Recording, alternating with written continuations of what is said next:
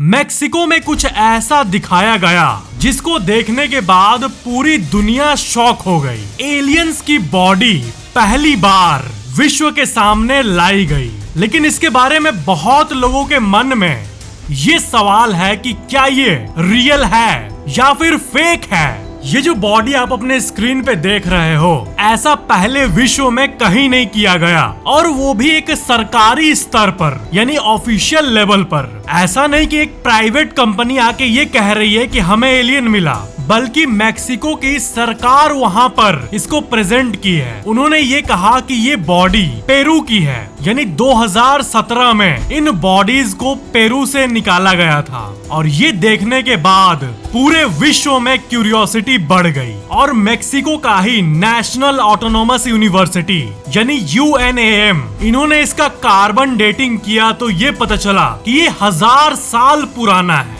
1000 साल पुराना। और उन्होंने ये क्लेम किया कि ये धरती का कोई भी एंशिएंट स्पीसीज वगैरह नहीं है, बल्कि ये दूसरे दुनिया का हड्डी है, बोन है। तो ये देखकर तो ज्यादातर लोग ये स्पेक्युलेट कर रहे हैं कि ये पत्थर से कार्व्ड है, यानी ये कोई असली बोन नहीं है। और अगर आप इसको ध्यान से देखोगे तो आपको लगेगा भी कि ये पत्थर से बना हुआ है। और मेक्सिको की गवर्नमेंट ये कह तो रही है कि इस पूरे विश्व का कोई भी वैज्ञानिक ऑर्गेनाइजेशन वहां पर आकर इसकी जांच कर सकता है, लेकिन ये सिर्फ बोलने की बात है। एक्चुअल में इन्होंने अभी तक इनको किसी भी और ऑर्गेनाइजेशन को हैंड ओवर नहीं किया। और आपके मन में ये भी क्यूरियोसिटी जग रही होगी कि नासा, जो कि वर्ल्ड की सबसे बड़ी स्पेस ऑर्गेनाइजेशन है, उसने क्या कहा है इन बॉडीज के बारे में। तो उसने एक्चुअली में ये कहा है कि ये हम अभी तक सिर्फ ऑनलाइन देखे हैं। अगर वहाँ की गवर्नमेंट एक्चुअल में चाहती है कि इसका शोध हो और पता चले कि ये है क्या, तो उन्हें हमें ये सौंपना चाहिए या फिर हमें अलाउ करना चाहिए उसकी जांच करने के लिए। लेकिन वहाँ की गवर्नमेंट बस बोल भर रही है कि करो, लेकिन करने दे नहीं रही है। और यही कारण है कि इतनी बड़ी चीज होने के बाद भी इस पे कोई अटेंशन नहीं दे रहा खास। और ज्यादातर लोगों का ये कंक्लूजन है कि ये बस एक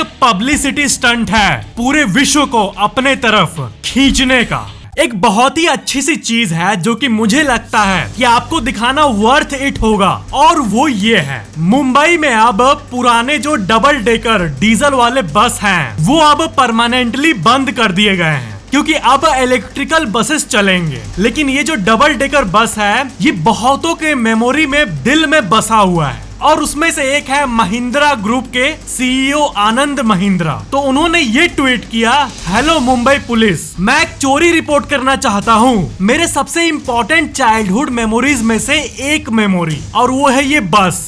तो इसका जोकिंगली रिप्लाई करते हुए मुंबई पुलिस ने भी ये रिप्लाई किया कि हम आपके ये नॉस्टैल्जिक हाइस्ट के रिपोर्ट को रिसीव कर चुके हैं। हम ये साफ साफ देख सकते हैं कि ये एक चोरी है, लेकिन हम इसके बारे में कुछ भी नहीं कर सकते। ये बसेस की जो मेमोरी है वो आपके दिल में तो है ही, और आपके साथ साथ बहुत सारे मुंबईकर्स के दिल में है। तो हाँ, इस स्टोरी में फैक्ट यही था कि मुंबई में अब डीजल बसेस नहीं चलेंगे, इलेक्ट्रिकल बसेस चलेंगे। और ये डबल डेकर बहुत ही नॉस्टैल्जिक बस है उन लोगों के लिए जो मुंबई में रहते आए हैं। और अगर आप यंग हो तो आपके डैड के लिए ये जरूर नॉस्टैल्जिक होगा। नासा ने रिसेंटली ये फोटो अपने इंस्टाग्राम पे शेयर किया था। SpaceX ड्रैगन स्पेसक्राफ्ट धरती के ऊपर इंटरनेशनल स्पेस स्टेशन में जाने वाला है। उसके अंदर एस्ट्रोनॉट्स भी मौजूद हैं, यानी अमेरिका में ऐसे होते रहते हैं मिशंस जिसमें वहां के स्पेस स्टेशन में एस्ट्रोनॉट जाते हैं। तो उसी के खिड़की से ऐसे पिक्चर को क्लिक किया गया, और जोकिंगली लिखा हुआ था विंडो सीट। और एक कमेंट तो ये भी आया था कि इस फोटो को देखकर लग रहा है कि अर्थ के चारों तरफ रिंग्स मौजूद है। जो यशोभूमि कन्वेंशन सेंटर लॉन्च हुआ है, उसका सीटिंग कैपेसिटी 11,000 है और पार्किंग कैपेसिटी 3,000 गाड़ियों का है। कन्वेंशन सेंटर, ये वर्ड अभी ट्रेंड में है। तो एक्चुअली में कन्वेंशन सेंटर होता क्या है? कन्वेंशन सेंटर एक्चुअली में मीटिंग्स के लिए होता है, स्पेसिफिकली कल्चरल मीटिंग्स के लिए। यहाँ पर मीटिंग होते हैं, कॉन्फ्रेंस होते हैं और एग्जीबिशंस भी होते हैं, यानी बड़े बड़े सम्मेलन, बैठक कन्वेंशन सेंटर्स में होते हैं। और यशोभूमि भी वैसा ही है। इसका project area 8.9 lakh square metres है और बिल्ट अप एरिया है 1.8 लाख स्क्वायर मीटर्स। और सबसे अमेजिंग बात है कि ये तो सिर्फ फेज 1 है, इसका फेज 2 अभी आना बाकी है। तो इससे होगा ये कि भारत की जो इंटरनेशनल छवि है वो और भी मजबूत होगी और चाहे कोई इंटरनेशनल मीटिंग या फिर कल्चरल प्रोग्राम हो या फिर भारत का कोई अपना लोकल, दोनों इजीली यहाँ पर हो पाएंगे। और इंडिया में कन्वेंशन सेंटर्स का जो नंबर है वो लगातार बढ़ते ही जा रहा है। ये एक बहुत ही डीप सी बात है, इसको अगर आप डीपली सोचोगे तभी आपको पता चलेगा कि जो ब्लाइंड इंडिविजुअल्स होते हैं, यानी जो देख नहीं पाते हैं, मान लो कोई जन्म से ही नहीं देख पाता, तो फिर भी अगर कुछ अच्छा होता है उसके साथ तो वो हंसता है। इसका मतलब ये है कि हम हंसना दूसरों को देखकर नहीं सीखते, हमारे अंदर नेचुरली ही जो स्माइल है वो नेचुरल सी चीज है। वो जो फेशियल एक्सप्रेशंस होते हैं वो हम देखकर नहीं सीखते हैं बल्कि इनबिल्ट ही होता है। तो ये सब चीजें हमारे डीएनए में ही होती है, विजुअली लर्न्ड नहीं होता है। तो जब इस बात की रिसर्च की गई थी तो कंक्लूजन यही निकला कि स्माइल करना और बाकी फेशियल एक्सप्रेशंस ये सब इनेट होते हैं, यानी पहले से ही इंसान के डीएनए में इसका कोड होता है। हम उसको लर्न नहीं करते हैं बाकी चीजों की तरह। जैसे एक इंसान का बिहेवियर जो है वो कैसे चलता है, वो कैसे एक्ट करता है, ये सब एक्सटर्नल चीजों से भी इफेक्ट होती है। जैसे कि दूसरों को देखकर हम सीखते हैं, कुछ इंस्पायर होते हैं दूसरों से। लेकिन स्माइल करना एक ऐसी चीज है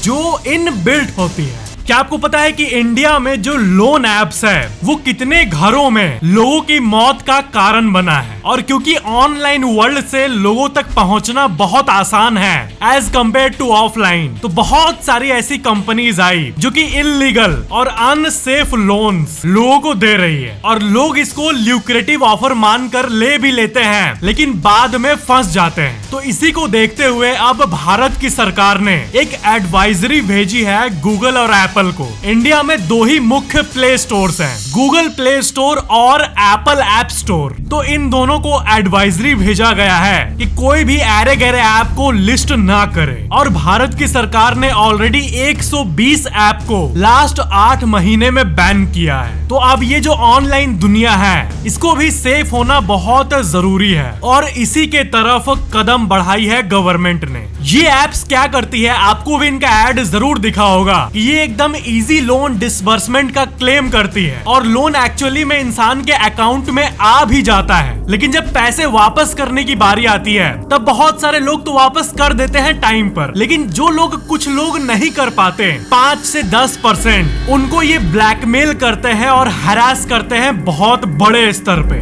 इतने स्तर पे कि कुछ लोग अपना जान भी दे देते हैं इसी के चलते। और इसलिए रेगुलेट करके कुछ अप्रूव्ड एप्स को ही प्ले स्टोर में अब रहने दिया जाएगा, ऐसे कंपनीज जो कि प्रोफेशनल वे से काम करते हैं। तो ये काफी अच्छी बात है हमारे देश के नागरिकों के लिए। आपको एक रिपोर्ट बता दूं इंटरेस्टिंग सा कि जैसे ही आईफोन 15 लॉन्च हुआ वैसे ही सेल आईफोन ये जो वर्ड है ये ट्रेंड करने लगा इंडिया में ही नहीं बल्कि पूरे विश्व में। इसका मतलब ये है कि जब भी आईफोन का नया मॉडल निकलता है तब लोग बेचने के लिए दौड़ उठते हैं। और सेल आईफोन ये जो सर्च टर्म है ये इस हफ्ते 370% ज्यादा सर्च हुई है। और यही कारण है कि नए के आने के बाद पुराने आईफोन्स के जो प्राइस है वो ड्रास्टिकली घट जाते हैं। अमेरिका में एक इंस्टीट्यूशन है ब्रुकिंग्स इंस्टीट्यूशन, उसने अपने रिपोर्ट में ये बताया है कि इंडिया का जो पर कैपिटा इनकम है यानी एक सिंगल पर्सन एक साल में कितना कमाता है पर कैपिटा इनकम, ये लगभग 3.5% फास्टर बढ़ेगा एज कंपेयर टू चाइना। और ये बात सुन के ऑफ कोर्स चाइना उदास हो रहा होगा, लेकिन अब जो है सो है। चाइना ऑलरेडी अभी एक इकोनॉमिक स्लो डाउन को फेस कर रहा है। तो रिपोर्ट के फाइनल लाइंस में ये पता चला कि अगले 2 डेकेड तक यानी 20 सालों तक एटलीस्ट चाइना इंडिया से फास्टर ग्रो करेगा पर कैपिटा इनकम के हिसाब से। तो ये थी आज की जानकारी। चैनल को सब्सक्राइब करके बेल आइकन जरूर ऑन कर लेना और वीडियो को लाइक जरूर करना। Thank you so much for watching this video.